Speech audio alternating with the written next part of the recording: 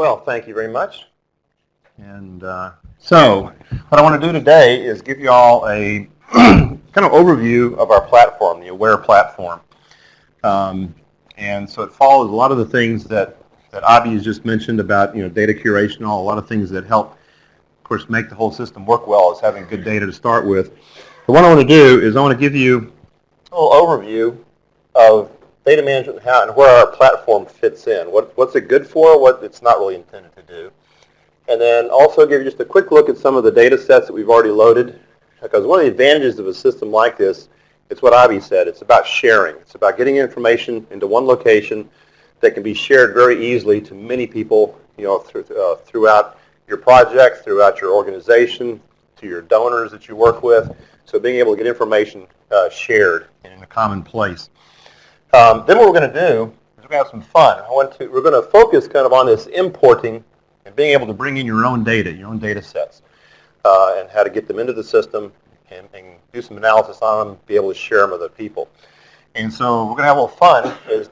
Today we're going to spend about an hour and a half or so and kind of give us an overview of the high level and do one little exercise. And then I'm going to come back tomorrow and we're going to do a bunch of exercises. So you all will all get to use the system and load some data. So we're going to talk about prepping a spreadsheet. So if I got data on a spreadsheet, which is one of the most common ways we see people who want to get data into a system, talk about just how to get it cleaned up a little bit better. So it's kind of like Abhi says, having clean data goes all the way from how do you formulate your survey and design a survey to how it's implemented. And finally, once you've got the data collected, there's still a little bit of cleanup to do to make sure that it's in a good enough shape to analyze properly and to be able to share so other people understand your data.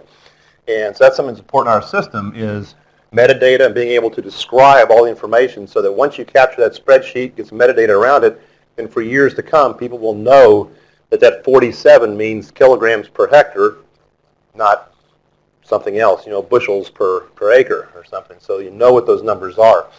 I was at a conference not too long ago, and one of the presenters was talking about, some crop scientists talking about increased varieties and all, and trying to improve, the lives of farmers like we all do here. And he had some statistics and started off by just showing the average income of farmers, throughout different countries in Africa. And of course, most of the countries are all, the typical farmer, if you use U.S. dollars, is, $1, $1.25, $1.35 per day is kind of the average. Except Burkina Faso was $8 a day. So it's like all these little dollars, 75 cents, and then $8. And everybody said, is Burkina Faso, that can't be right, can it? And he says, no, it's not right. But it's the number that was in the spreadsheet, and that's all I know to put up here. Yeah, and the scientist is left who collected the data, so they didn't know what the units were or whatever. And so that's one of the things you want to try to avoid is documenting the information so that when someone else sees your data, they'll be able to understand it and work with it.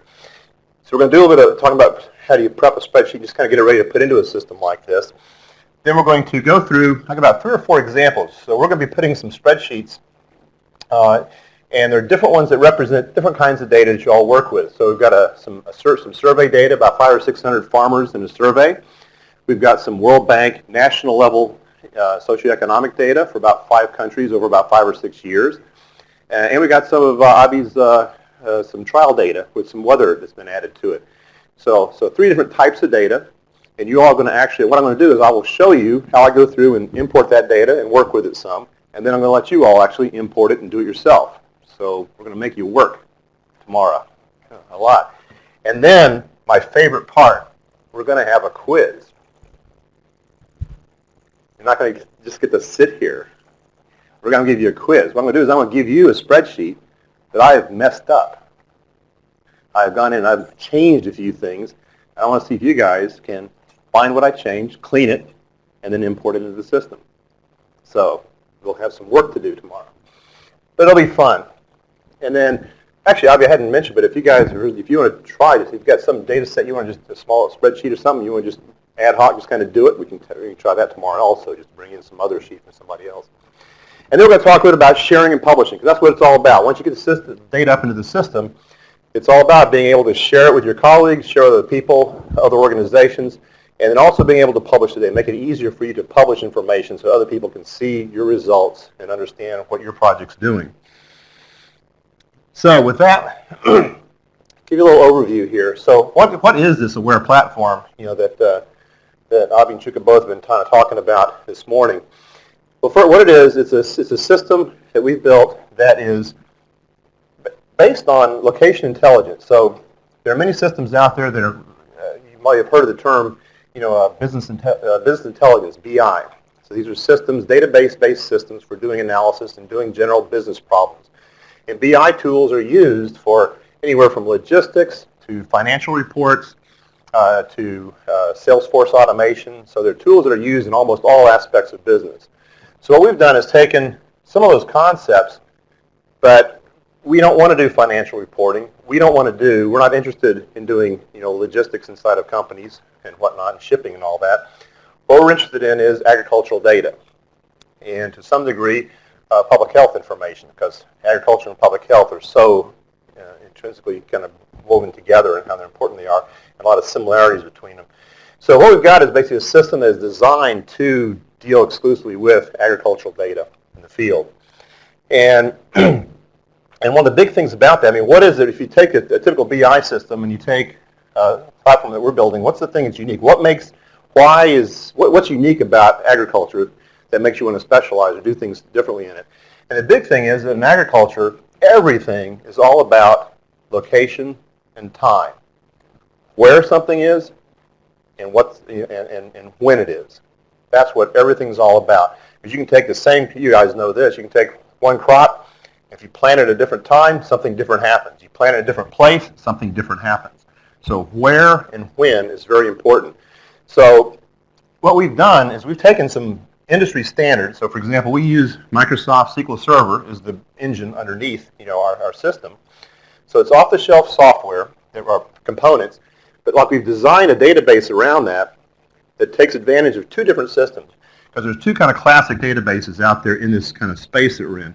There's relational databases, which are very, very good at transactions and at time-based information. And then there's GIS systems, like many are familiar with ESRI, and some other tools that are GIS, Geographic Information Systems. And those are very, very intent on managing location very well. And they do a very good job with that. And we bring a lot of data from GIS systems into our system as well. But they're not as good at handling time-based information. So we've kind of built our own kind of hybrid system that has some of the best aspects of relational databases and merges that with the power of location in the GIS systems. And put that all under the hood, so you don't have to be a GIS expert to be able to take advantage of the location information in your data. And you don't have to be a relational database expert. We kind of hide all that from you.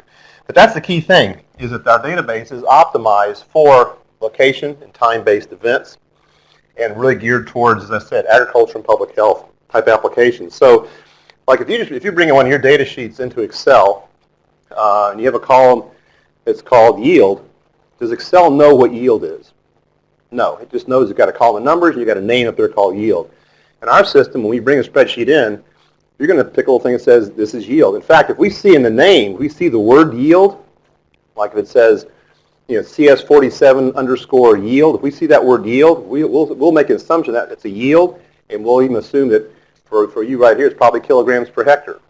And so now we know that type.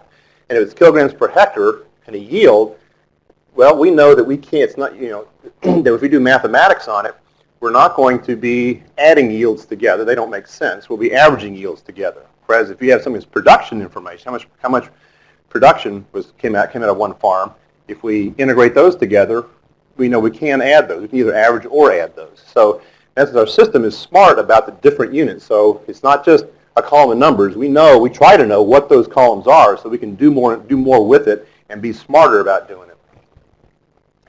Our system is a couple of buzzwords for you. Of course, a cloud-based SaaS system. What that means is SaaS means software as a service. That means that our application isn't on your PC. It's actually up in the cloud. So it's on some servers that we currently have in the United States in a couple of different locations. And although Abby's been encouraging us to to be able to do some co-location over in probably in Africa and here in India at some point in the future to even speed up the access to it much faster. And that as we grow, that'll probably be happening in not too distant future. But for right now, it's all in the cloud. But the idea of that is that wherever you are, if you're here, because these aren't your PCs personally, but on this PC you'll be able to access information with your password we're going to give you today. And then when you go back to your laptop in a hotel, you'll be able to access that same data. And when you get on another computer, at work in whatever country you've come from, you'll be able to access that same data. So wherever you are, you'll have access to that same information at the same time. And the application itself is running off of this same cloud, which means anytime, and that's kind of this key thing here, this ongoing development. In other words, with our software, we continue to develop it, and when we make an update, you can log in today, and when you log in tomorrow, it'll be maybe a slight update, a couple of new features that have been added, and the next time you log in, everybody gets those new features. So we are continuing to develop that system, and in every time you log in, you'll get the most current, latest version of the system automatically. So that's the whole idea of that. Now, a key thing is, and people ask this question an awful lot, is, well, what about, if everything's all in this one big database, what's the security? Can other people access my data? And so we've spent a lot of time building this, we call it permission-based security on all the data that goes into the system, so that you have control over who has access to your data. And so a lot of you as scientists, what you want to be able to do is when you collect a lot of information, you want to get it up to share with a couple of colleagues you're working with, but you don't want anybody else to have access to it, maybe, until you've finished doing your analysis, understanding your results, maybe publishing a paper, and then once that paper is published and all, then you want to release it for a larger audience. And so you might say at first, I want other people on the HOPE project to have access. Now I want other people from all of ICRISAT to have access. Now we'd like to expand it out and let our donors, other people, even the general public to have access to certain parts of the data. We've also got restrictions and things. So, for example, if you capture farm information at the farmer level, we can automatically hide fields that have personal information. So you have to have special permission in order to see the personal information. And that can range anywhere from just hiding personal information like names, phone numbers, addresses, to even slightly dithering latitude, longitude, so you can't quite fit, the general area where a farm is, but not the exact location of that farm and what that yield that particular farmer had. So that way you have to have, once again, permission to be able to access that personal information or private information that's in the spreadsheets and all. So a cloud-based system. So the key objectives of the system of ours is, the big one is, it's a data repository for sharing curated data. So the idea is to have one place where you can put a lot of information that you can have access to and do some lightweight analysis with, but even more importantly, be able to share it so other people can come access it. So the idea is being able to bring lots of different data sets all together. So for example, in our system, we've got several different types of data sets. One, there's some public data sets, things that are published by World Bank, FAO, World Health Organization, Harvest Choice. All those are groups that have tremendous amount of data available. And they've got websites, and it's all publicly available. You can go today to any one of those sites and get those data sets. What we're in the process of doing is starting to bring a lot of those data sets. So we've worked out the permissions with them to do this. We bring those data sets and all have them facilitate our system so that you can go to one place and get any of those same data sets and mix them together if you want to, and bring them together. Because right now, yes, it's all freely available. Oh, this is cool. Thank you. I love technology. It's a laser, so if anyone's not good. So with these data sets, any of you today, I'm sure a lot of you have gone to those sites and gotten data from them, but there's still variations in some of the formats and how they're put together.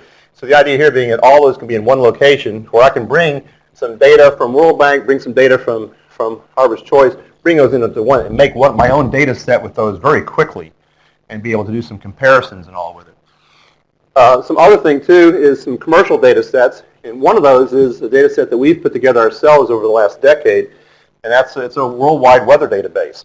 So we collect every single night, we process, I think it's about 17 million points of data every night, and what we do is we look at about 20,000, we get observations of weather data from 20,000 locations around the world, bring those together and then interpolate those all down to a 5-minute grid. so that you don't have to know exactly where the observation station is. We can interpolate between them, and so you can just pick a location, and we can give you a pretty darn good idea what the weather's been at that location every single day for the last 10 years for most of the world. And we're right now, just this last month, we've just started a new project, or just started to roll out some work we're doing with the Colorado State University, CSU, in Colorado, USA. And this is a scientist there has been working to create what they call a blended precipitation model. What that means is they're looking at 9 polar orbiting satellites, 9 different NASA satellites that are making precipitation measurements, and blending those together and calibrating them together so that we end up with one picture of precipitation for the entire world every hour. So hourly precipitation on a 5-minute, which is about an 8-kilometer grid for the entire world. And we just started processing that about a month ago and starting to let that going to be replacing our precipitation data. Because in our model, temperature, we can do a pretty good job of interpolating temperature between random points because we know the elevation of every point in the Earth, so we do adiabatic corrections so we do the interpolation of the temperature pretty well. But precipitation is not so nice because it can be so localized that it's very hard to interpolate. So, and we know that's always been a problem with our data from that standpoint. But this CSU data with the blended satellite information is going to give us pretty much unparalleled access to weather information. And the ways we do that is with this weather data, we're in the process of setting it up to where, for example, if you put in trial locations and trial results that you've had, you'd be able to just hit a single button. We'll look at where your locations were. So if you had 25 different trial locations or 80 different ones with the farmer locations, and we know what for each one you show what the season was where they planted and harvested, we'll be able to automatically go out and pull the weather from last year or 2 years ago, whenever it was you did that trial, pull the weather data up that matches that. So you can, for every single trial you run, you'll be able to pull up weather data to know what the conditions were for that trial and to be able to compare those. And we're going to show you, you're going to import some data that has some weather with it to take a look at it in one of your exercises tomorrow. And that's the key thing here, because this data, it's not just a matter of taking a data set and looking at it. The power here is being able to have several data sets so that you can look at your data set and have other data as a context and look for causality. So for example, if you've got 25 trials, 10, your improved variety was better, and 15, the improved variety wasn't better. Is that because it was because of the bad variety? Was it because of bad conditions at those other locations? Or is it because it just didn't rain in those places? So obviously what you want to be able to do is not just look at your individual results, but be able to look at various things that could have causality and could affect your results. So that's the idea here, being able to bring in several different data sets together to compare. Then of course there's your all's project data. So far we've been starting to load some of the baseline data from both HOPE and TL2, some adoption data. And the idea is to be able to bring in any other surveys that you have can come into the system as well, some of the trial summaries. And then also, we've been working for about 2 years with the Bill and Melinda Gates Foundation in Seattle and starting to work with other grantees. And the whole idea is to be able to take data from all those other grantees, go through a single source, so you as a Gates, being Gates funded yourself, you'll have access to all the other projects that Gates is involved with. So you'll be able to see and you'll be able to just search in the database and find who else has been doing work in Malawi or who else has been doing work in Uganda. Has anybody been, who's done other types of surveys and give me other information I might be able to use that's already been collected from someplace else. So trying to reduce the amount of redundancy between projects and share information like that. So we're doing a lot of work with the Gates Foundation. We're starting to do more work with USAID and UN Foundation and others. And then, again, a key thing here is all this data is each project dictates the accessibility. So that goes back to that sharing capability so that you have the right to say, does anyone else have access to that information or not, or when do they have access into what data? So one of the big things is, again, an objective of the system up here is this ability to access multiple sources. So the idea here is, one, bridging format differences, trying to make it so that you don't have that problem of every single site that you go to get data from has a different format of information. Also trying to bridge that formatting gap problem. And then also a real key one, this is one that we really focused on a lot, is bridging geographic and temporal resolution differences. So for example, being able to take household data that was collected at individual farm locations, essentially, at the farm level, data that was collected at the village level, things that are collected at a district or state or national level, being able to also bring in things like our weather data. It's a gridded source. It's on a 5-minute grid, or in other kinds of satellite-derived data.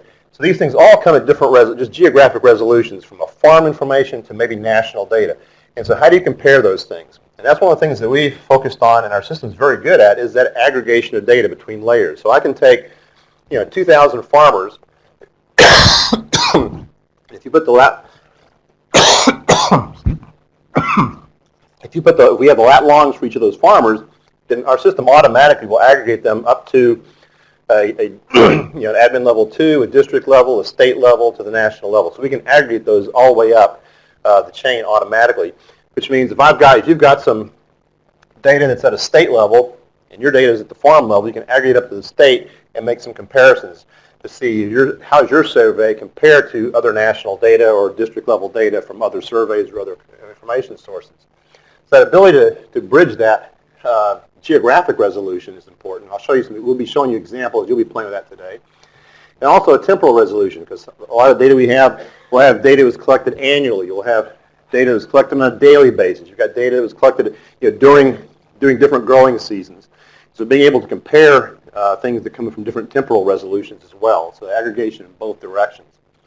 And then a key thing we've added with this new version of our system is a lot more visibility to the statistics. Because one of the powers of a system like this is that ability to aggregate all this information up. But one of the real problems with that kind of system is that ability to aggregate things up, because you can lose track of what the statistics are. And so when we do this aggregation, so if I take a couple thousand farmers, we aggregate those up to a district level, we'll be able to see how many farmers are in each of those districts, so we know if one should be weighted more than another, or should we discount certain ones, because we have 150 farmers in this district, but only 2 farmers in this one. And also, as I already kind of alluded to, this idea of direct and contextual data. So direct would be information you've gone out and collected yourself, and contextual might be other third-party data that provides a background for your data, something to compare it to or something to add value to your data and information. And then a real key thing, in fact, where the Gates Foundation first got interested in what we were doing was from this ability to do very complex, create indices from these multiple data sets. Because what they always are trying to do is try to evaluate investment strategies and trying to evaluate risks and different geographic risks of different factors.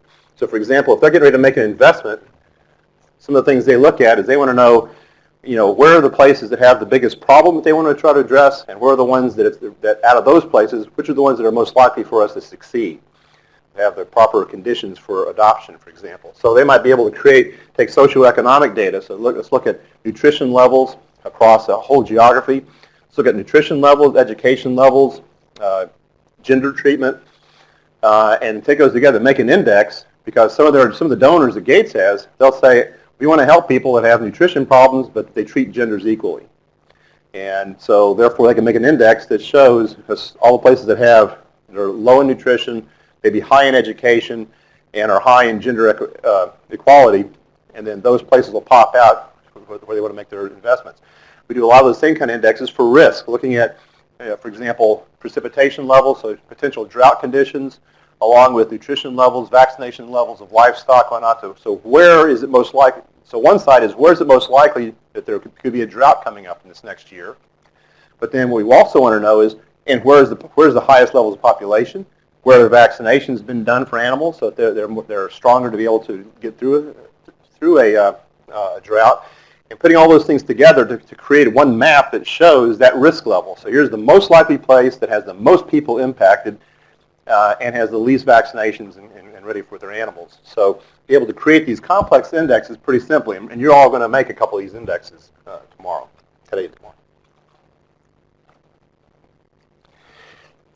So then that gets into this. We have a notion in the system of sharing and publishing.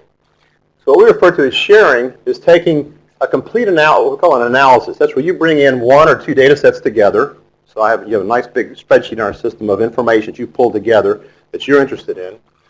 And then you can share that with anyone else who's in access to the system.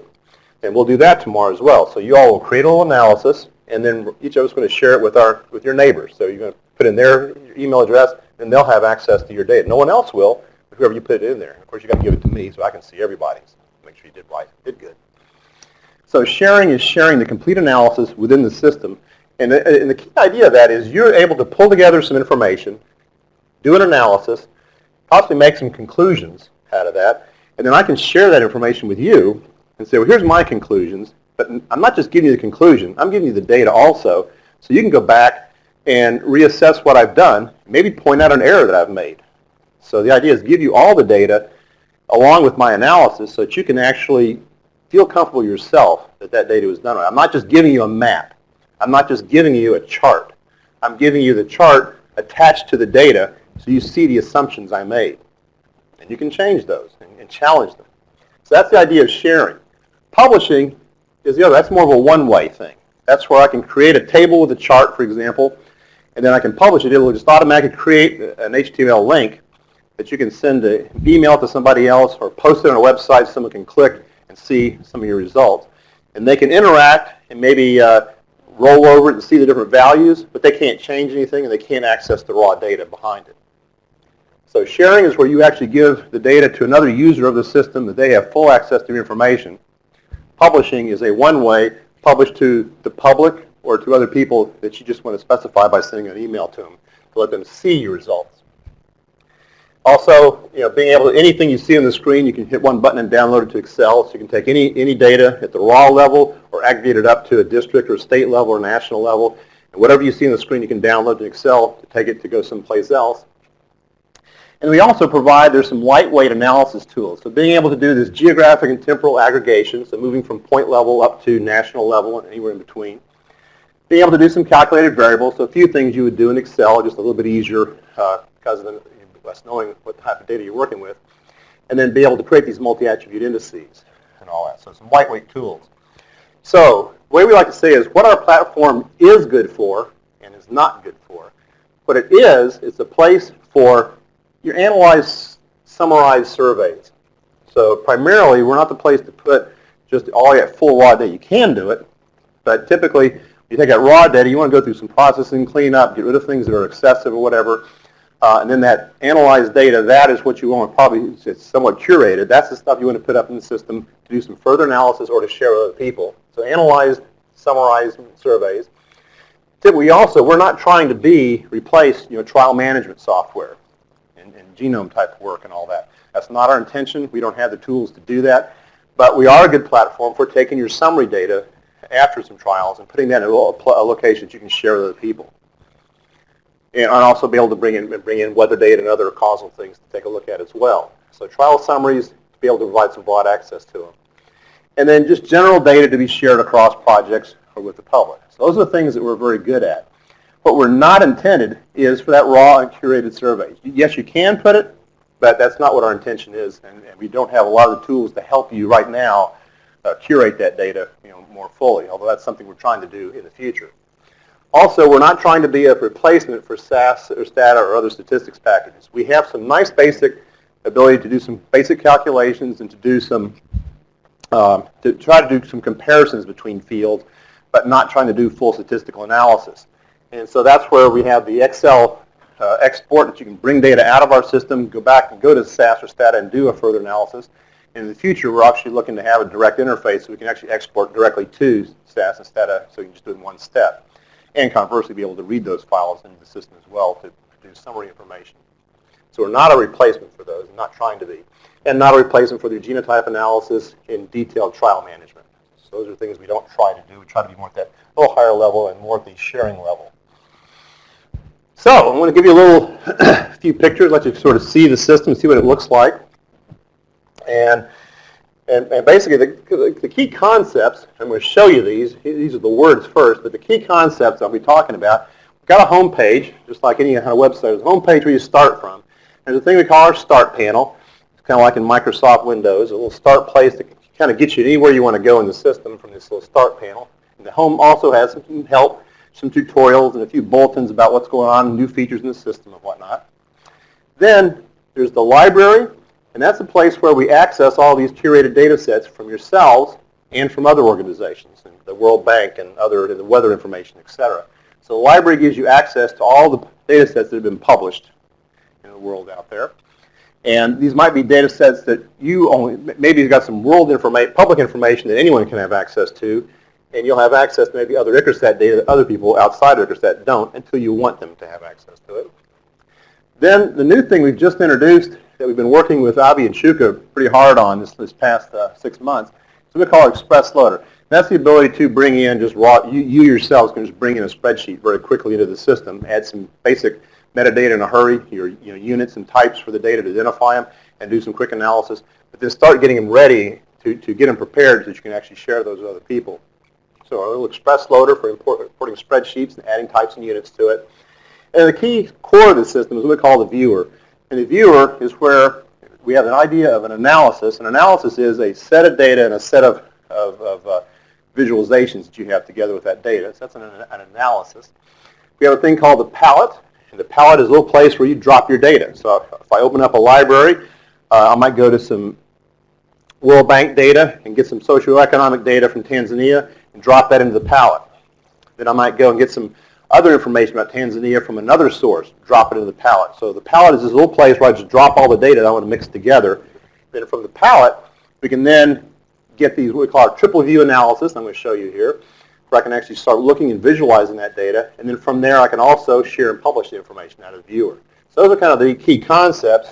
And then here's a little bit of what they kind of look like. And you all, we're going to have it, we're going to get you guys all be able to log in and set up yourselves here shortly. When you first come in, there's a home page. So it's like just a little start panel I mentioned over here. And from the start panel, I can set up a new analysis. I can browse the library. I can import data from a spreadsheet. I can access weather potentially, if the weather data is there. Here's the most recent ones I've used. So the ones I used this morning, yesterday, or just last week, they'll be listed right there. So I can just jump right straight to that one I've been working on. And then we're going to do some sharing today. And if there's anything that's been shared to you, you'll see in this little shared area.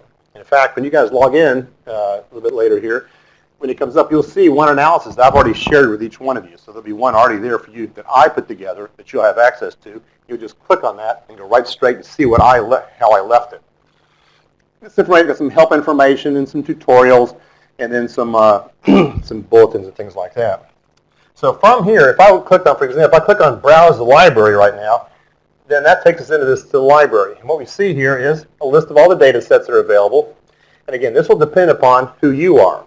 So when you log in with your credentials, then the system already knows who you are and what data sets you have access to and what you don't have access to. So anything you have access to will show up in the library.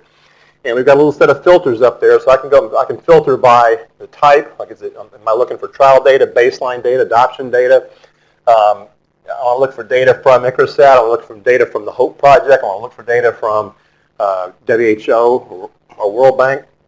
So I can filter on the sources. I can filter on different regions. Like I'm looking for East Africa. I'm looking for South Asia only. Or I can just type in some random sentence or text and just search for that text appearing somewhere in the database description. And what you see is all the ones that meet your criteria. This is just a list of the data sets at a high level with a little quick description of it. Then you got a little basic information. What type of data set is it? Where did it come from? What's the source? What day was it added? What geography does it cover? The kind of the scope of that data set. What time span? This was in the 2000s, 2010s. It covers quite a few years there. And so some basic information. Then if I take one of those data sets and click on that, it'll take me down to the detail level, which will bring up all the metadata that's put in about that data set. So I'll be able to see, again, a full description of the data set and where it came from, potentially the methodology that was used to collect that data. And one of the things is we're trying to encourage is that, excuse me, one of the things that we,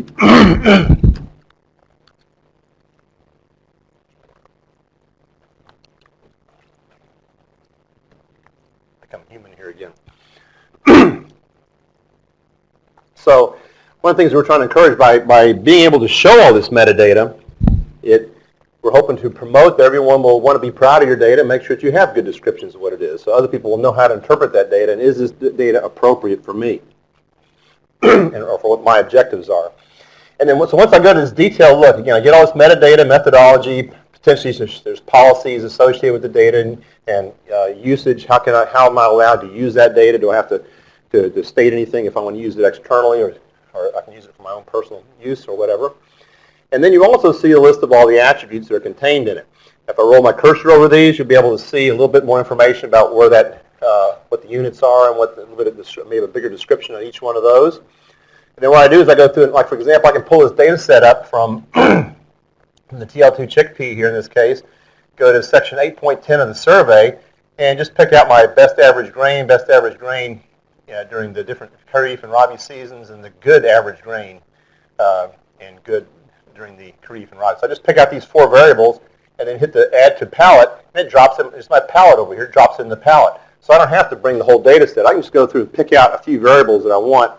So this data set has several hundred variables or several hundred attributes that have been collected. I might just go and pick out 4 or 5 from that data set and pull it across. The other thing I can, on that start panel, I can click on was that import data. And when I hit the import data, it brings up a little importer. And the first thing it does is it comes up and it tells you okay, you're ready to open up a spreadsheet. And these are the 4 steps. We're going to open up an Excel spreadsheet, pick out whatever worksheet you want. If there's multiple worksheets in it, which one do you want to look at? And then we're going to do something that's a little bit different. Like in Excel, it's kind of like importing a CSV file or a sheet into a text file into Excel, except for Excel, you go through and you have the option. You'll either guess at the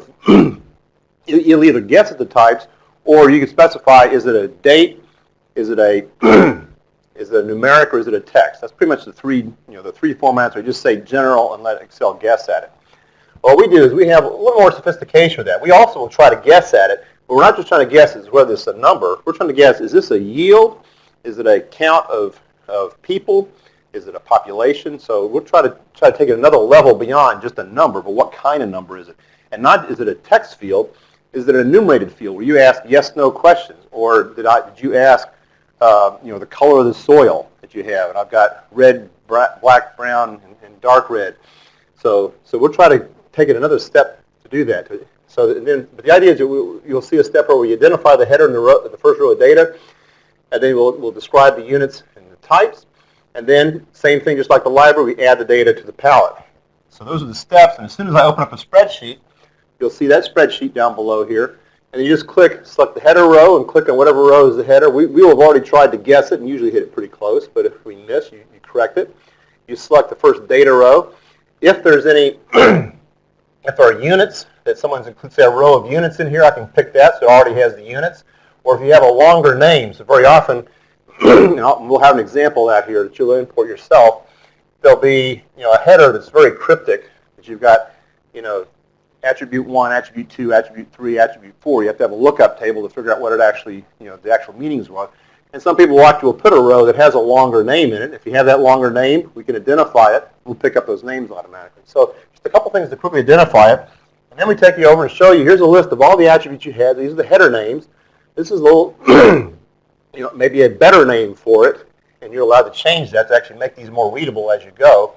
And we automatically try to find these. So for example, if we saw the word yield in the name, then we're going to say, okay, that's a yield type, and it's probably kilograms per hectare.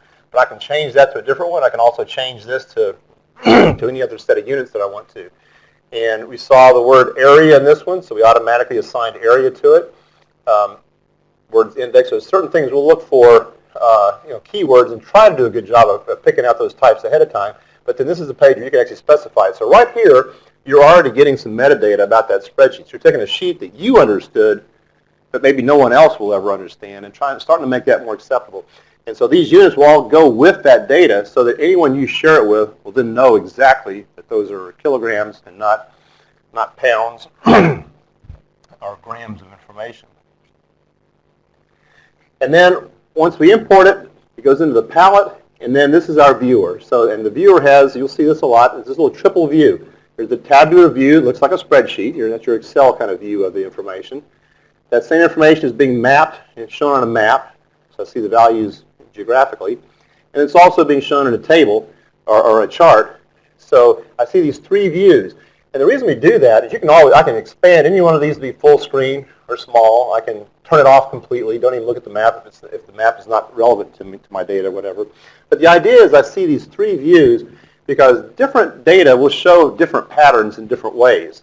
So sometimes you bring up a set of data, and you'll just see instantly, patterns geographically, where you'll see regions where it was dry and regions where it's wet. And they just, geographically, they just all form and they show really interesting patterns that don't show up in the numbers when you look at them.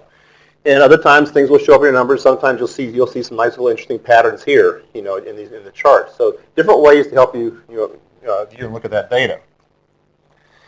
And then the idea is that all that information I got from either the library or from spreadsheets, I just drop it into the palette. And the palette, I go through and I check off which ones do I actually want to put in the table to look at. So I can look at things I can group things together. I can put folders in here to group and organize things together. We're going to do that in one of our exercises here shortly. And then, again, the triple view, so I see the table, I see a map, I see the chart of information. And then the things we make very easy for you to do is the ability to, because when we bring a spreadsheet in, one of the things you'll identify, yes, Abby? I'm sorry? Oh, yes, you sure can. In between? Yeah. Okay. Can we change the font size here? The font sizes? Yes. At the bottom, like where the name of the village's district or the trade comes. Yeah. Can I change the font size? Sometime, because when we have many fields, they just overlap each other. Yeah. So do we have that option? No, but what we are doing now is these guys actually, we've done some tilt. If there's certain lengths and stuff, we start tilting them to get more information in there. Yeah. And one of the things we've done actually with this new version is we've tried to make this a lot lighter weight and faster so that you have, what we do is right now, the way the system works is whatever's in the table gets pushed down into the chart. And so if I have too much stuff in the chart table, I end up with too much. So we're trying to make it lighter weight so you're encouraged to look at things that are just related together, make it very fast and easy to move between those so that you're not in a situation. But I think you are working on that, like we can play with the way, like the font increase or decrease. Yeah, but that is something that even as we go forward, as I say, there'll be new features still going on, ongoing. That is definitely an area that we're trying to improve more. Thank you. Yeah, good question. Good question. So in this view, what we're seeing is, so in that spreadsheet, when I first imported here, one of the things we do make you identify on that sheet is what's the primary geography? What field on your sheet tells me the location of each of the records you have in there? So is it a lat long that you've got, or is it just the name of a country or a state? So you identify a primary geography, and you also pick one column that is the primary date. So was it maybe a harvest date? Was it the year that the survey, it could be just the year the survey was taken. It could be the day of the survey if you're doing daily surveys or whatever. So identify what's the primary date and what's the primary location, and that's what everything else has been key to that. So that's the secret to us, is to be able to bring in multiple data sets. We're going to look for every single cell, every single value in your spreadsheet. We're going to put that time and location stamp on it so we can bring that information up to other data sets or bring other data sets to match and compare to this. So we identify those two, and once we've done that, we make it very easy for you. So I got a geography column here, I got a time column, and these are my different values I'm looking at. So I'm looking at some crop production indexes, food production indexes, and a livestock production right now. And and we make it very easy for you to group by one of those. So for example, I can say geography, say group by geography and group by country. And so it's going to pull everything together, so everything that's in the same country will come together, and then I'll see the averages or statistics associated with each one of those. And then in the time, in this case, since I'm grouping by country, it shows me, well, what are the time ranges of all the variables that I've pulled together. And that's one of the tricks, because in this data, any kind of agricultural data like this, there's really three dimensions of information. There's a location, there's the time axis, and there's also the attribute axis, what values I'm measuring. And typically in a table like this, I'm looking at two dimensions. I can only see two of those dimensions, so there's a third one being hidden from it. It's either being averaged or summed or some kind of statistics behind it. So what we're trying to do here is give you a better idea of what's going on in that third dimension. So I see here the countries, and I see the attributes, and I see what's kind of going into the screen away from me is the time, and I see, for example, that each one of these countries, I've got 5 years of data. There's the counts of how many, that's the range of years, this is how many years were included in that. And as I roll over each one of these numbers, it will tell me how many years of information was into that, was summed into that number. And that's really important because when you look at a sheet like that, Abby made the comment about garbage in, garbage out. Well, I believe that garbage in can give you something worse than garbage out because it looks nice. We make garbage look good. Always. We put things in spreadsheets and publish them. We make garbage look good. And people believe those numbers. And so if I came up here and said that Burkina Faso, their food index here is 108, and then Cote d'Ivoire is 105 average. Now, okay, obviously Burkina Faso has got a larger food production index by 3 percentage points than Cote d'Ivoire does. But if you underneath that, if this was 5 years of data, which is telling me 5 years of data averaged together, if I roll over, I see that this is only just 1 year. They only had 1 year measurement. So that might not be as good a statistically number as the other one is, but they sure look good right here. And you wouldn't know unless you had that statistic back behind. So I can roll over and see. Now in this case, this number is 5 all the way down, which means every value out here had 5 values. So this is a nice consistent database. But I'll be showing you some databases a little later on here where, again, if I roll farmers up to a national level and see 2 or 3 nations, we'll find out they've got one here. I've got 500 farmers in one nation and 3 farmers reporting in another. And yet those numbers look the same, but you need to know those statistics because we may just want to completely get rid of that one country that's just not statistically valid. And that's a question we always get. When people say, well, when we bring these numbers up, well, how do I know statistically what these things mean? How can I trust these numbers? And so that's what we're trying to build into the system is the ability to, as I do these aggregations, we make it easy to aggregate. We also try to make it easy for you to interpret that information and know when it's valid or not. And just as easily, I can take the time column, hit that little button here and say group by time. So that's basically, let's just flip the thing over. So now I'm looking by years. So I'm looking at 2007, 8, 9, 10, and 11. And my geography, we're summing up. There's 5 countries for each one of these. There's one of each of those. And these are my values now by year. And once again, I can go in geography, and I can filter, just pick out 1 country at a time, pick out 2 countries, use all 5. So we're trying to make it very easy for you to, again, pick out which information you want to look at and how do you want to view it over here and be able to also see those graphs for that information and see that information matters. And the same thing here, just like if I hover over these numbers with my mouse, I'll see the statistics underneath it, how many values went into that one. If I roll over my attribute over here, I'll be able to see things like what the full name is, a long name, a description, what source it came from, because one thing here is that if we allow you to mix databases together, so I can take some FAO data, some World Bank, and some of your own ICRISAT data, put them in the same data set, I can then roll over this and see that these 3 may have come from World Bank, but then these 3 down here maybe have come from FAO or another source. I'll be able to see what those sources are, so we keep track of that. And once again, if I share that information with somebody else, they don't have to come back and ask you where you got the data. They can actually roll over and see it. But that also means it's important for you to, as you bring in data, to you give the facilities to put metadata in, and you need to be able to pass that along. And then up at the top, there's a little ribbon bar up here. That's my little file menus. And those are the things I can just pull down to control the system and do things with. So that's all my commands, the calculations I want to do. And then that's where I can initiate my sharing, initiate the downloading. So enough of that. So I'm going to actually bring up the real system here, give you a little demonstration of it there. And Avi, do we know, is everyone, Avi, can I borrow you just a second? Avi, can I ask you a question? So are we set on these computers to be able to have people come on yet, or is that going to be later? Are we ready for all the computers? Are they all set up, or is that going to be later? Okay. So what I'm going to do is I'm going to show you a little example, walk through a few things, and then I'm going to let you guys actually log in and do some of the same things and do it yourself here a little bit. So you better pay attention here now. So first thing I want to do is let's bring the system up here.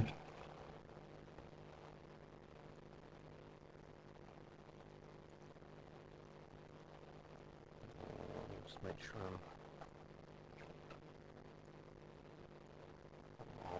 I'm online. I'll do a couple quick tests here just to make sure I'm connected and everything.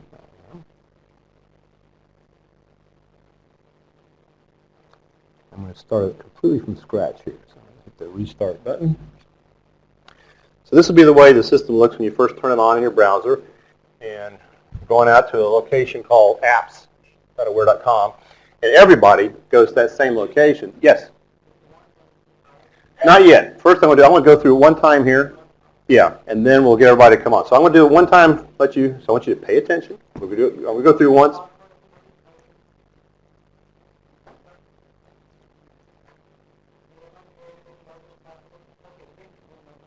Yeah, so we'll give you...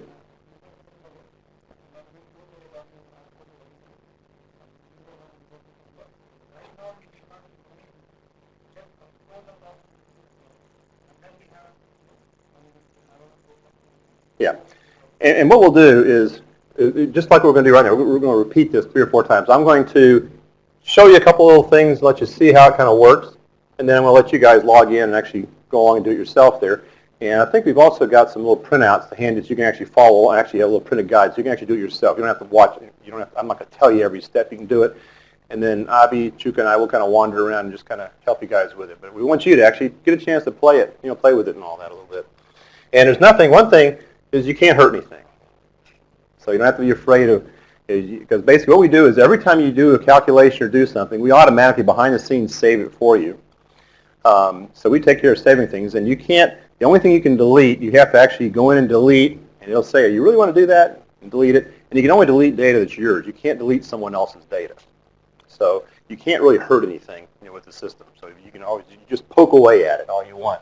And every once in a while, you get a big system like this that's with lots of data that sometimes is good data, sometimes not good data being brought in. You might hit a little bug or something that it just doesn't know how to handle. And usually when that happens, you get a little message. All you have to do is just restart it, go back to the analysis that you were just in, and it'll go right back to the step before that problem occurred. So pretty much you can't hurt the system there. So when you get started, what you're going to do is come up to the opening page here, and you'll just put in, and a bunch of you have got your email addresses already loaded in. We've got some generic ones for some of you that we didn't know. So we'll give those to you in a moment. But you just type in your email address to identify yourself. And we're going to have just a generic password for everybody today, but you can immediately go in and just say, forgot my password, and change the password anytime you want to. And I'm going to type in my password. I'm not going to tell you what it is. And we got the little remember me button, so the next time I come, it'll remember and have your name up there for you to make it quicker to get in to the system. Uh-oh. I didn't type my password in right.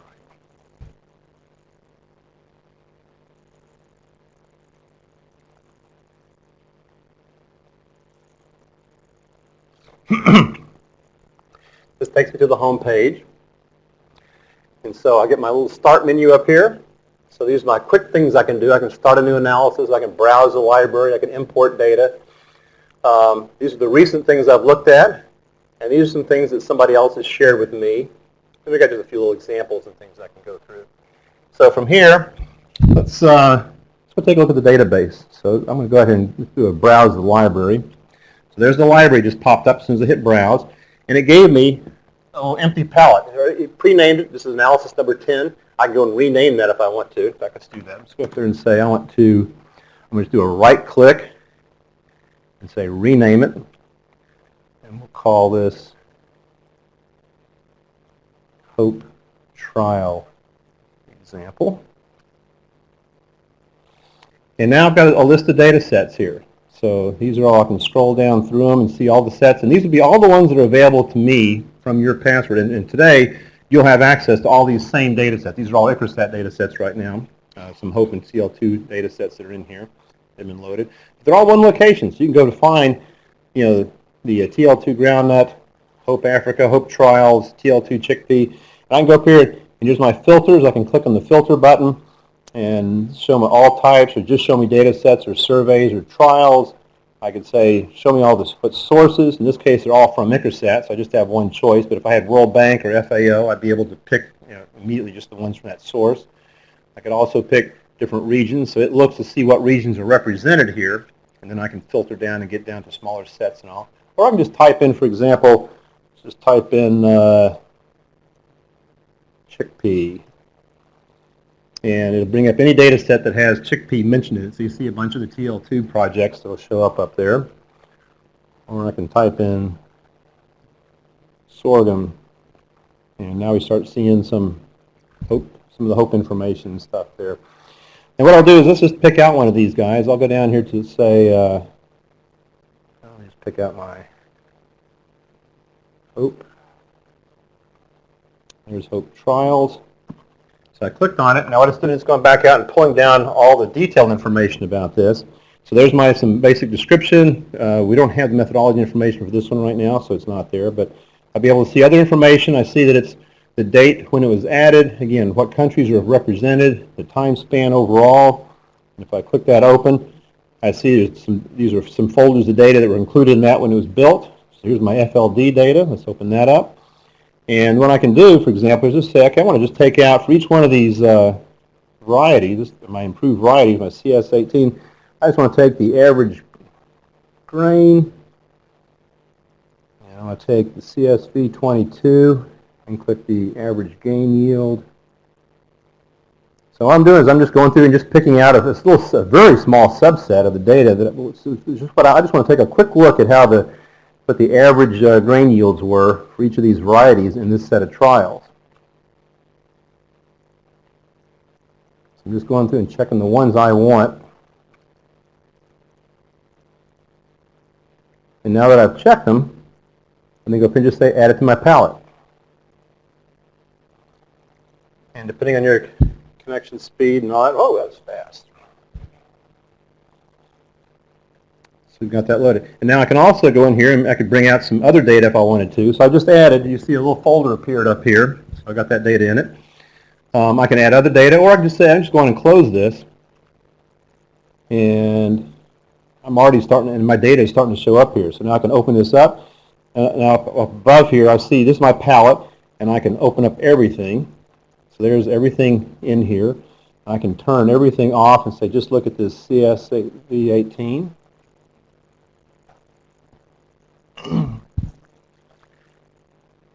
And right now we're at the it's automatically grouped these up by admin level 2 here, so I can see the different locations. Now, so what do we see about this data right here? So I'm looking at my average grain yield. And I can move these guys around any way I want to, so I can make my map a little smaller. And so I just got, right now I've got one variable termed my CSV18 average grain. And we can see, shoot myself. So I see the geographies. These are the different locations. Right now it's aggregated. The default came up in this case to admin level 2, which would be, what's that, districts, I believe. And we see the time, date range, which these are all, a single date range. And I see the count. So this is how many trials were there at each of these admin level 2. So there are 13 trials here. There's 1, 2, 1, 4. So I see how many are being aggregated when I'm at this level. So for example, if I also went in here and just said, let's just look at the whole nation here. So I'm going to say, do that slower. So here's my geography column. I'm going to pick that little pull down, and I can sort that column up or down, kind of like you do in Excel, or I can say group by, and I want to group by country. So I'm going to summarize everything up to the national level. So what I see is that everything was in India. It was all one time period. And basically I've got 22 different trials that came in as part of this. And so my average of this whole thing was 1,600 for the entire process here.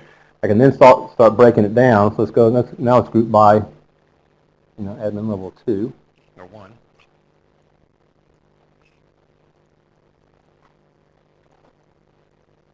It's all in the same state. Take it down to the admin level. I can take it all the way down to the point level and see the actual each individual trial location. So again, I took my geography and I said group by point. So it took it down to each individual point. See the date, and I see now each one of those, there's one survey at each one of these. I can scroll down and see all of these. And down on my chart below, I'm seeing what the yields, for CSV18, all the locations where it was grown, that's all the yield variations that we had there. And again, I can start going in and add in additional ones. Let's also look at CSV22R. So each one of these that I check, on the left will show up as another column on the right, and I start to see those being charted down below. So that's looking at so that's a little bit of trial data to hurry. I just pulled in from a data set. Let's look at now. Here's what my little exercise we're going to do for you is to look at a data file that I've shared with you, which is some national level data. So what I'm going to do is I'm going to go back to my start. And what you're going to do is go down in your shared, and you'll see every one of you when you come in here, you're going to see one called West Africa World Bank. So you're going to click on that. So that's an analysis I set up that I've shared with all of you because I'm a nice guy and I'm sharing it with you. And this is what it'll bring up. It'll bring up exactly the way I left it the last time when I sent the share to you. So it came up with, this is a little excerpt of some World Bank data. We've got 5 countries that are represented, Burkina Faso, Cote d'Ivoire, Ghana, Mali, Togo. So we've got 5 countries, and we see we've got a group by country at a time that cover the 4 years, the 5-year span here. There's 5 years for each one. And so again, I can come roll over this. So right now I've got the crop production, food production index, and the livestock production index. So if I roll over each one of these, I see I've got a count of 5. So I know that there's all 5 countries, or all 5 years are represented in each of those numbers. And I'm going to hit the little expand button. You see up on the top there, that'll bring my chart up to full size. And then I can just, again, a lot of it is kind of like Excel. So I can stretch these guys out a little bit.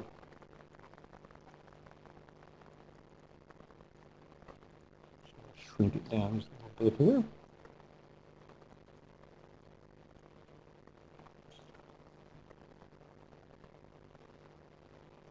So again, as I roll over each one of these, I see how many different numbers can make up each one of these. So if there was different statistics, I'd be able to see it. I can also roll over each of these attributes over here and see if there's any information that's added to it, I see it. So I see cereal yield, and that's in kilograms per hectare. The type is a yield. There's no description. These indexes. So what do these indexes mean? When it says, can anybody tell me? This is a classic, kind of data problem. I show you a spreadsheet and I say that Mali has a crop index, production index of 124. So can anybody tell me what the heck that means? What does 124 of a crop index mean? You won't know. But what I can do is I documented that. If I roll over, I see that the description index, the index 100 equals the average of 2004 to 2006. So what that means is they've got quite a few years of data of crop production for each of these countries. They took the crop production of each one of these countries from 2004 to 6, averaged it, and made that equal to 100, normalized everything to it. So now I know that this 124 means that Mali, on the average of these 5 years, in 2007 to 11, they were 24% higher than that average of the 3 years before. So this is a classic case of if I didn't put that documentation in there, this would be pretty much worthless data. I mean, you could probably get some relative information out of it, but you have no basis for where it came from. So that's the ability to be able for you to put that information in, to find it there later. Now let's look at, here's something else. Let's look up here. I'm going to look at the land area. So I'll click that guy and then turn these guys off.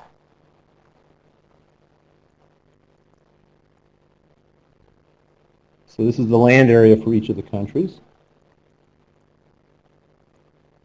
Let's go back to that map up here.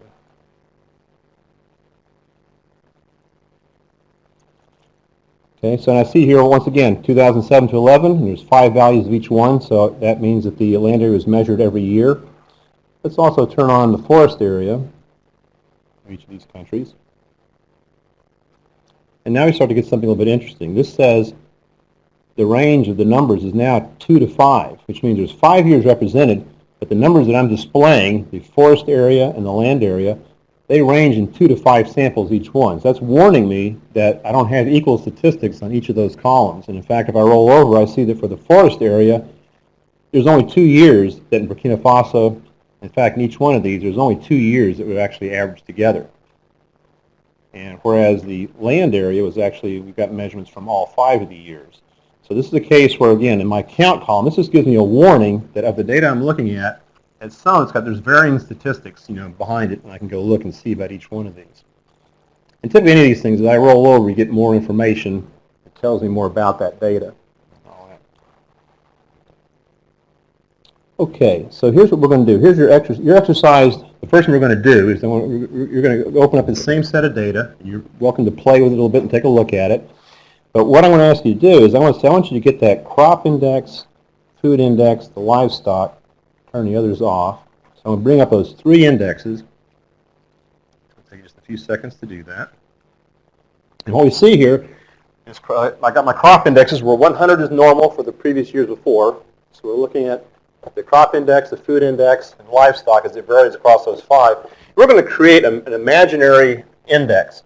We're going to try to find which of these countries has good crop production, good food production, but is a candidate to improve their livestock production. So what we're going to do is we're going to create an index out of those three things to emphasize and tell me which of those countries has that combination of three things. This is not a real scientific thing I'm doing here, but just to give you an idea how to do it. So what I do is I have my three variables on. I'm going to take my calculate button and go up here, and I see I can do a calculation, which means I can ratio two columns or add them or subtract them, whatever, or I can create an index. So the index is going to come up here, and it shows me the three that I've got checked plus any other variables if I want them there. But the three that I've got checked are come on automatically. And what it does is it says it's going to create an index based on those three variables, and here's my weighting. So right now it's going to weight each one of them 100%. What I want good crop production, good food production, but I'm looking for lower livestock, which is a better opportunity for me. So I'm going to take this one, and I'm going to double the weighting. I'm going to go up to weight it twice as much, and I'm going to invert it because I'm looking for a low livestock production. And it also says I've got to select a folder to where I want to put it. So put it at the top level. I'm going to call this my livestock opportunity index. And I'll say OK.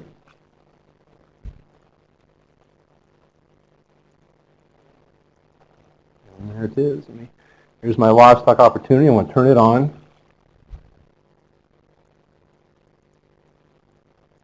So this is my crop product, which I can see the shape of those five countries, the food product, the livestock. When I made this new index, what I see is I've got something new here. I see an opportunity here for, let's see, what country is that? That would be, for that little equation I used, Burkina Faso it had the highest crop product, highest food product, and relatively lowest livestock index. So that's my biggest opportunity potentially in this little magic formula I just created to get some improvement out of it. So with that, let's see if we can let you all kind of log in and give this thing a try. So, and is Chuka here? Yeah. So why don't everybody try to log in? So take your browser and so all of the CG ICRISAT participants, they can use their email address as login, and password should be ICRISAT123. Oh, you revealed, huh? Password is lowercase ICRISAT123. Those who are non-ICRISAT partners, you already given? Okay, great. So they can use the user. Preferably, like from that side, you can use user 1, user 2, user 3, that kind of you can use. And do we know, has everybody been updated with the Silverlight? So what we're going to do is you're going to go to apps. And those who got some problem, like when you open, you got some exception message, please tell us.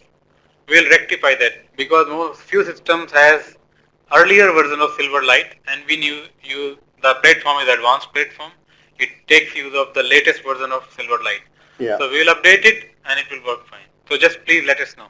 Yeah, so just hold your hand up if you have any problems. So what we're going to do is you're going to go take your browser, you're going to go to apps.aware.com, and what you should see is a white screen with that little count up, a little circle running around going up to 100%.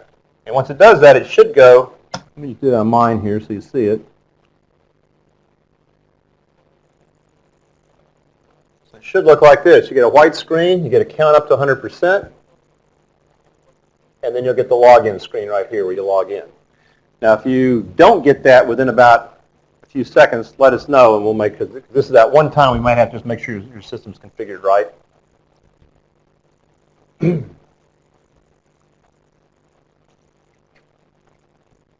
moving fast. Okay, so you're going to help him here. Good.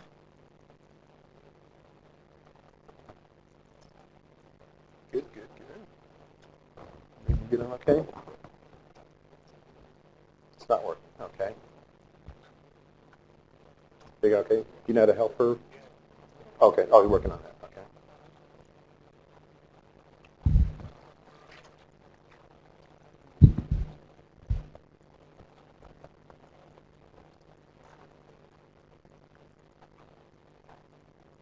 Oh, you want to do what you want to do is type that up here. Okay, here, yeah. Perfect. There's too many places, too much stuff on the screen, you know.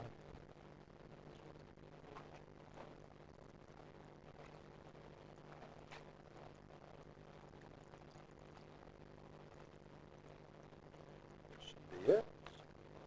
Right, you're good now. So here's. Oh, good, good, good. Okay. So what you're going to do is, for those of you, some of you are way ahead and already you're almost done, which is excellent. So the next thing, once you log in, let's look at my password again, see if I can type it.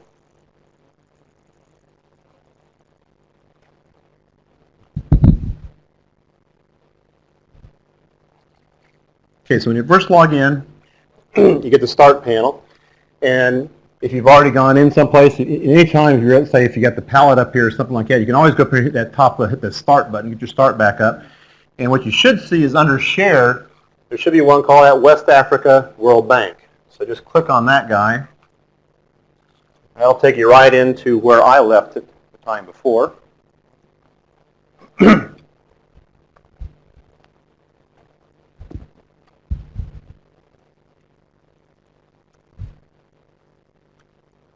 And once it comes in, you'll see your palette has got a little folder up there. You can hit the little expand button, and that'll open it up so you can see all the variables that are there.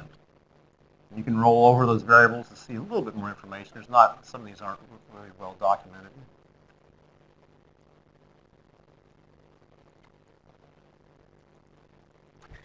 And then, again, you're welcome to also, play with the geography. Go up here and just say, group, because this one only has national level data. You can also go to the time column and say group by year. You want to flip it over, take a look at the years. And when you do that, like you say here, I've got my years, and it shows 5 countries for each one of these things. Let me turn off my start. So it shows that I've got 5 countries being averaged together in this case. If I just want to look at one country, I can go up here to the country column, and I see a little filter list right here, and I can filter down. So I'm going to turn off all Middle Africa and just look at Ghana only, for example. Okay. So now I want to see Ghana by year. So this is how Ghana has progressed with their crop production index over those 4 years, food production, and livestock production. And as you roll over these guys, you'll see the actual values that are in it, or of course up in the table up here, you'll see those. So to do our little exercise, what we're going to do is, the first thing to do is go up to the geography column and say, let's group by geography. So we're going to do select, I'm going to select all, turn the filter off, and say group by country.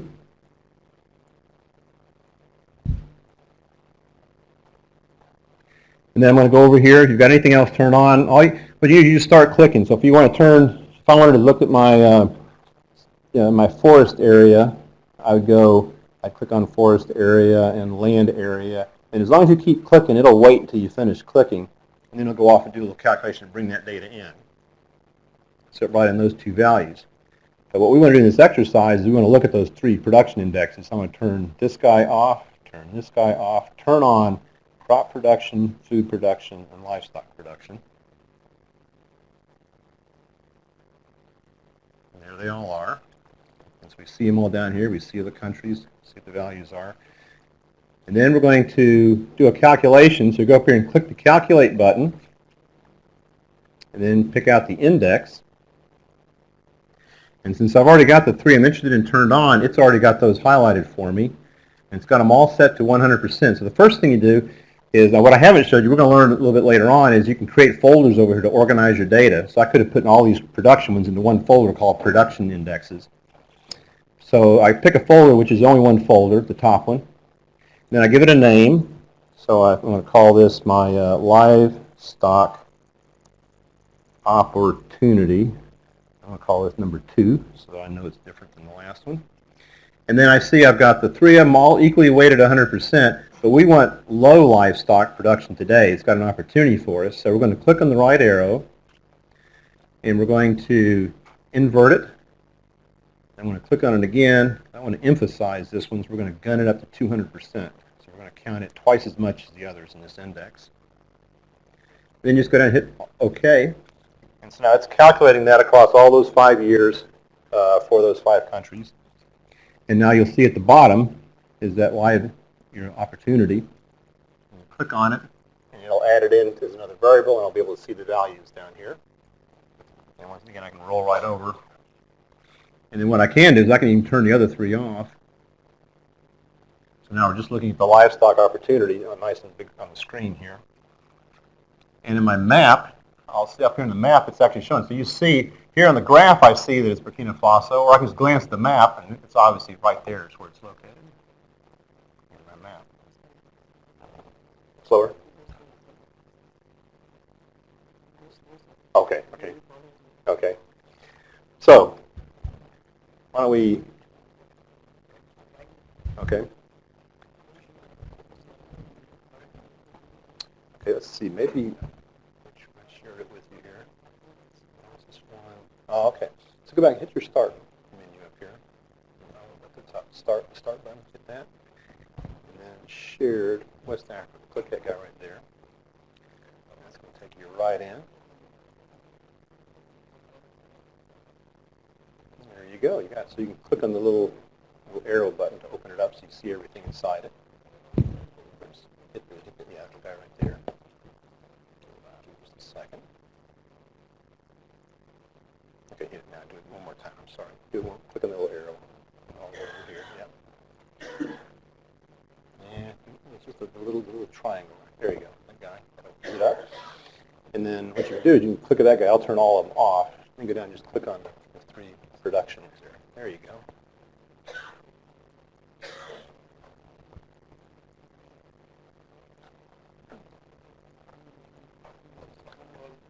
So you've got all the countries, yep. Good there. And you've got all the counts, you've got everything, yep. And the way you would, if you just to see how it works, you just click on that little arrow next to country. Go right there. And then go down to the group by, pick country. It's going to slide across and down to countries. It's already there, so just redo it. So you've got it. And so you all say, yeah, what that is, that shows you some additional, like these will do averages and things, and some different statistics, but you just cancel that. You just wanted to see other things about that, like your column of data.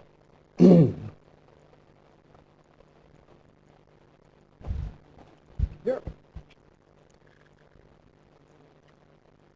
Okay.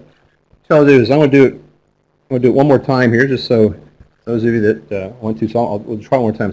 So the whole process here is, if you're ready to start again, go up to the top left corner, hit the start button, and we'll go down to where it says shared, and you should see West Africa World Bank. So I'm going to click on that to pick the analysis.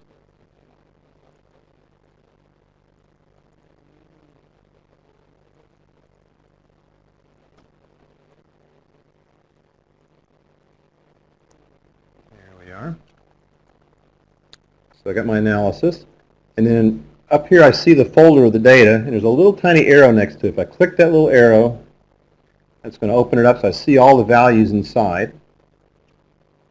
And what I want to do is I want to pick out my 3 my 3 productions. That's the ones here. So I want to say crop production, food production.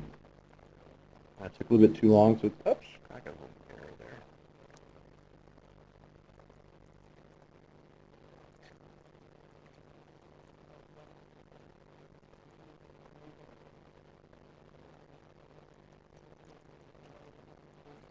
So I got a little error, so what I'm going to do is I'm just going to reload real quick.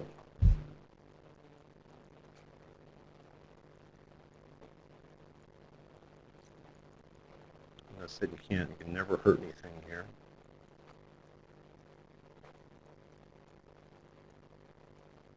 Okay, so I go to my shared West Africa World Bank.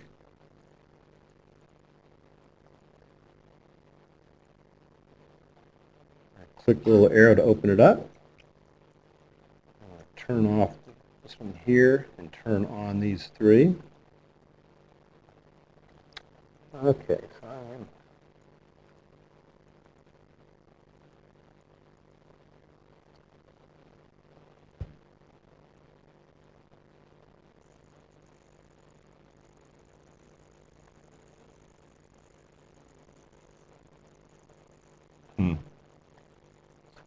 I'm having a little problem here today.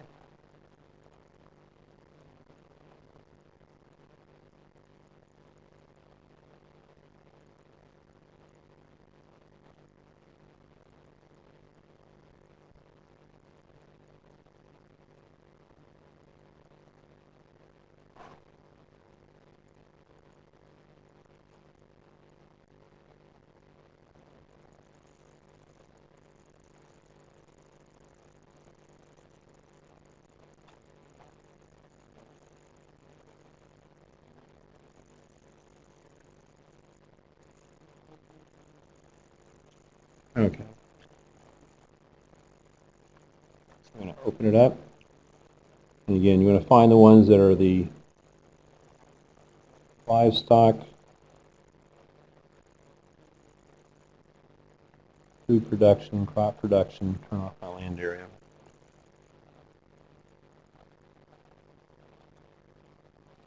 So there I've got my three turned on, I got my three up here. And again, just for fun, I can go up here and just click on this little tiny icon right above on the right there. That makes that one full size if you want to see the whole chart. And I can shrink it back down. I can look at the map full size. And this has got your just normal map type. This is like your Google Maps, where I can expand and move it around wherever I want to, and show me the values there for those. And I can shrink it back down again. And now to create this index, what I want to do is I'm going to go up to my Calculate, click Index, pick the folder, which is that top one up there, give it a name, Livestock Opportunity.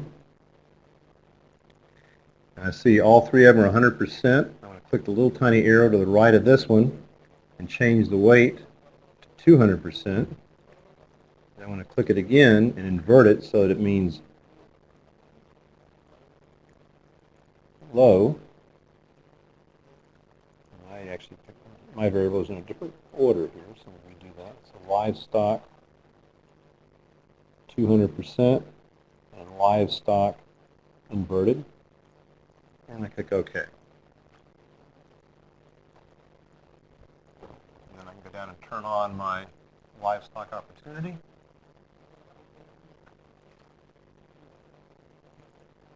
And there it is right there. So, who's going?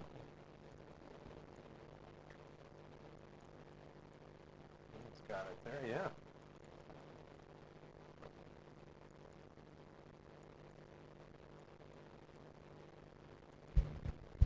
So you've got all three of them in there. You can see them all. That's very good. That's all the values. Yeah, that's good. Go it up so you can see them all a little easier. So that means you've got, basically what that means is each one of them covers that 5-year range. You've got 5 years, so all equal statistics. And then you can go up here and hit that little guy up in the corner to close it, hidden away there. And you can make the map full screen. Yeah, push it up a little higher. Right there. That brings the map up. You can go up here and use the plus and blow it up.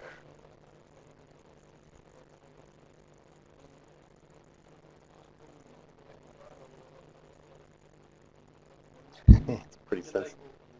Yeah. It's very similar to that. And in fact, we even got a little trick. You can even turn on this little layer options. Turn on these push pins. And now when you got those on, and you roll over them, Let me do something real quick here. Let's change your mouse speed. Your mouse is too fast. Control panel.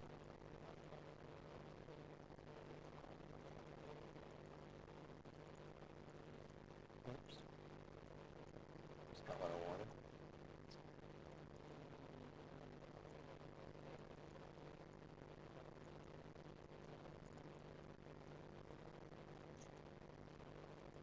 Shoot. Device is pointing through.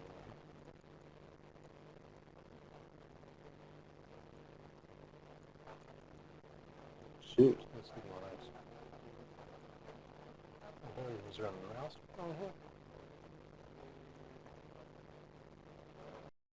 Thoughts and how it's going to be useful. But as I said in the morning, sharing is most important. This tool is the best tool I have came across in my career. Is the best tool for sharing the information, showing the impact, what you have done, and making it realize to the stakeholder. I'll just show you 3-4 slides now in here from our HOPE project, and a very little story I'll just present to you. Very little story. And our plan is for HOPE and TL2 and several other ICRISAT projects is to produce similar kind of stories, of course, with our breeders, with agronomists, and with our socio-economic friends. So, no, because they are the person who actually works on the groundwork is done by both socio-economists and the breeders. They give us the ground level figures. So I'll quickly show you a few slides, then you can make more sense out of the system, what data you need to show and how. And the important part here, the system will use to share any success story, any failure, what you have been, and no change. Okay, so let me show you. So I always want to show sharing is best, beautiful. Sharing is really nice. Open access, free sharing. You can share your money also with me, no problem. Oh, oh please, Uttam, thank you, Uttam. You have gone one step forward. Okay, so this is same system, but you know, to access this kind of page, you do not need any login, any password. You need not to be a person in ICRISAT training. You can be just an individual with an internet connection. You are working with Bill and Melinda Gates Foundation. You are working with any other foundation, any other donor, and now it's your turn to show them that what you have done. So somebody comes to the website of your institution looking for the progress of your project. If somebody comes to ICRISAT website for the HOPE, so we are going to develop a showcase of HOPE success stories. So they will see something like this. No login password required. They'll click on story 1, or they'll see that improved sorghum varieties perform well even under drought. This will be the title. They click in there. Once they click in there, they see something like this. And this will be the half part of the window. Half part will be the paragraph about the success story, where we are going to show that these yellow bars are the improved variety introduced by ICRISAT. Blue are the best known local check. These are our intervened villages. All these legends will come. They already come here, but we'll write a paragraph like that's the plan. And then fodder yield will be automatically selected. So now it's clear that the fodder yield, like you know that sorghum is important for both of the aspects sometimes. So for fodder, grain yield, and for so this is the information being depicted, and you can see the darker color dots. Like these things will be displayed. Darker color dots means higher yield. Lighter color means lower yield.